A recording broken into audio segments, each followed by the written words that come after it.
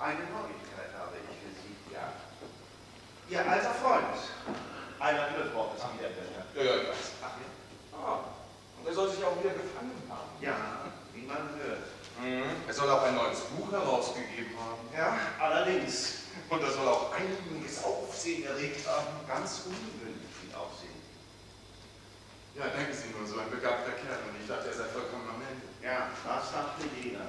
Naja, aber wovon will er jetzt leben? Käsmann sorgt sich immer darum, wovon man leben soll. Da. Wir unterhalten uns gerade über den armen Albert. Ja. Was ist mit dem? Naja, der hat doch sein Erbe sicher schon längst durchgebracht. Und der kann doch auch nicht jedes Jahr ein neues Buch rausbringen. Nein, ich frage mich im Ernst, was aus ihm werden soll. Da kann ich Ihnen vielleicht ein bisschen weiterhelfen. Ja. Sie dürfen nicht vergessen, dass er ziemlich einflussreiche Verwandte hat. Verwandte, ach, seine Verwandten wollen mit ihm nichts mehr zu tun haben. Früher war er aber die Hoffnung der ganzen Familie. Naja, früher vielleicht, das hat er sich verdorben. Wer weiß.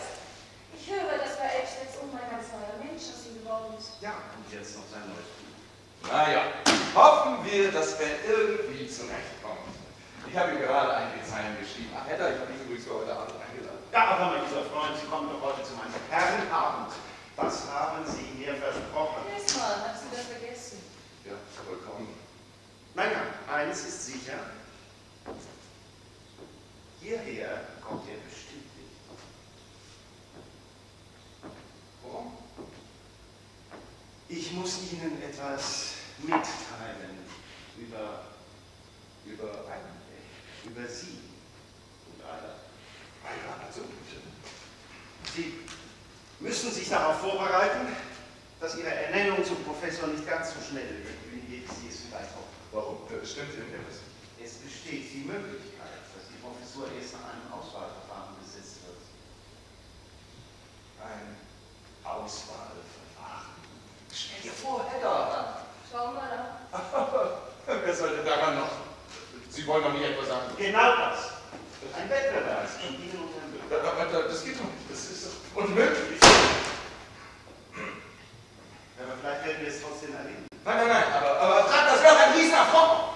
Immerhin, ich bin ein verheirateter Mann, nicht wahr? Wir haben daraufhin geheiratet, Hedda und ich. Ja, wir haben auch einige hartnäckige Schulden gemacht, jawohl. Wir haben sogar Geld geliehen von Tante Juju. Nein, Herr doch nochmal, der Lehrstuhl war mir so gut wie versprochen. Mann, ich bin nicht auf die Stück gekommen, weil ich ohne das erfahren habe. Wie spannend, Käsmann. Ein Wettrennen. Hedda, wie kannst du das so gelassen nehmen? Ja, sogar. Ich bin wirklich sehr gespannt, wer gewinnen wird. Auf jeden Fall, Frau Tissmann, ist es gut, dass Sie jetzt Bescheid wissen.